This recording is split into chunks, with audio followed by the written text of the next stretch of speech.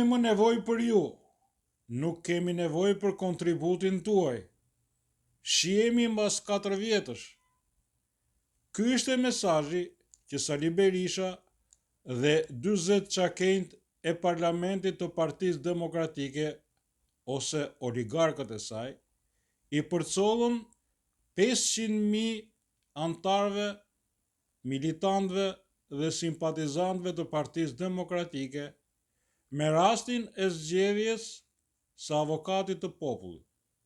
Dhe këtë mesazh e dhanë me anë të një simbolike shumë të qartë, me anë të mosvotimit të Adriana Kalas, e cila ka një kontribut të jashtëzakonshëm dhe njihet nga masa e gjerë e demokratëve për kontributin e saj, dhe mbështetja për Endri Shabanin, i cili jo më larg se para disa muajsh ishte një nga kundërshtarët e Partisë Demokratike.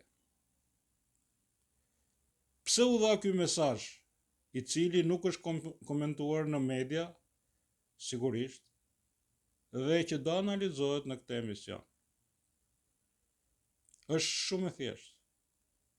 Ka një mospërputhje të qartë midis kauzës së Partisë Demokratike momentalisht, e cila nuk aspiron më për pushtet, por për administrimin e Partisë Demokratike si pronë private e Sali Berishës dhe e 40 shpurës së tij të parlamentit, për të vazhduar një jetë të qetë, për të përfituar atë rrogën e majme në parlament, për të përfituar të gjitha beneficet e tjera që të ofron qenia deputet, së bashku me imunitetin, por më kryesorja bashkëpunimi në heshtje me pozitën për të ndarë leje ndërtimi, për të ndërtuar rezorte turistike dhe për të administruar ato miliona dollar që Sali Berisha me bandën e tij prej 40 deputetësh, të cilët i ka në parlament, kanë për të administruar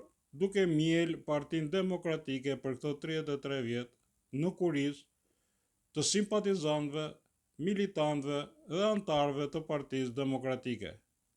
Pra, siç e thash, ka një mospërputhje të qartë kauzash midis militantëve 500.000 dhe antarëve të Partisë Demokratike, të cilët duan ardhjen e Partisë Demokratike në pushtet, pasi skandalet e një pas njëshme të qeverisë tashmë janë bërë të padurueshme, dhe kryesisë së Partisë Demokratike, e cila nuk e ka më këtë kaos të paktën për këto 4 vjet. Ky pra ishte mesazhi që u dha me anë të Adriana Kalas dhe kandidimit të saj dhe mbështetjes për Endri Shabani. Pra, e thënë më qartë, na lini rahat, rini larg, ju thresim vetë kur të kemi nevojë mbas 4 vjetësh për votën tuaj, në mënyrë që të sigurojmë rahatin ton personale, mbrojtjen ton personale dhe të familjeve tona dhe të bizneseve tona. Pra, për kaq na u deshët dhe për kaq do na duheni përsëri mbas 4 vjetësh. Nuk bëhet fjalë për sjelljen e Partisë Demokratike në pushtet, sepse për të thënë vërtetën, po ta shikosh nga ana praktike, Sali Berisha dhe 40 shpura të tij janë shumë rahat në opozit, nuk hedhin firmën në asnjë vend, jetojnë jetën të qetë, bëjnë sikur zihen aty në parlament, një sken apo teatër tashmë i dal boje prej 12 vjetësh, dhe militantëve të cilët duhet i bëjnë derman vetes për këto 4 vjet, për të mbajtur familjet e tyre në kushte të jashtëzakonshme dhe të vështira të shtypjes së pushtetit të konsoliduar të Partisë Socialiste ose më saktë të rilindjes së Edi Ramës. Me kandidimin apo me mbështetjen e kandidimit të Endri Shabanit, ka dhe një sinjal tjetër. Siç e kam thënë në emisionet e mia të para 2 vjetësh, ka pasur më viti 2014 e këtej një marrëveshje midis Sali Berishës dhe George Sorosit, kur ai erdhi në Tiranë. Prishja e kësaj marrëveshje me shpalljen non grata të Sali Berishës bëri që ai të egërsohet dhe të filloj sulme të paprecedenta ndaj George Sorosit, duke e hequr si kundërshtari kryesor i tij në Tiranë.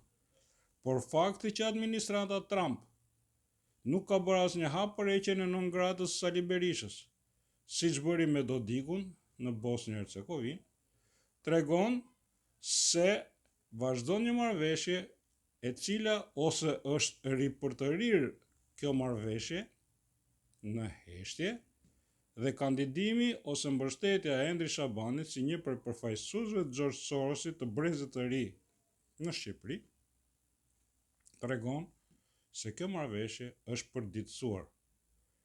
Pra, demokratët nuk e kanë më të keqen nga përballja me rilindjen, por e kanë rilindjen brenda në Partinë Demokratike, e cila i dha një mesazh shumë të qartë dhe shumë të saktë të gjithë 500.000 mbështetësve të saj.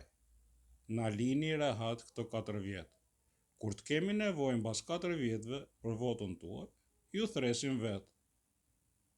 Kjo pra është analiza për sot. Ju faleminderit për vëmendjen. Bashkë miropafshim javën tjetër.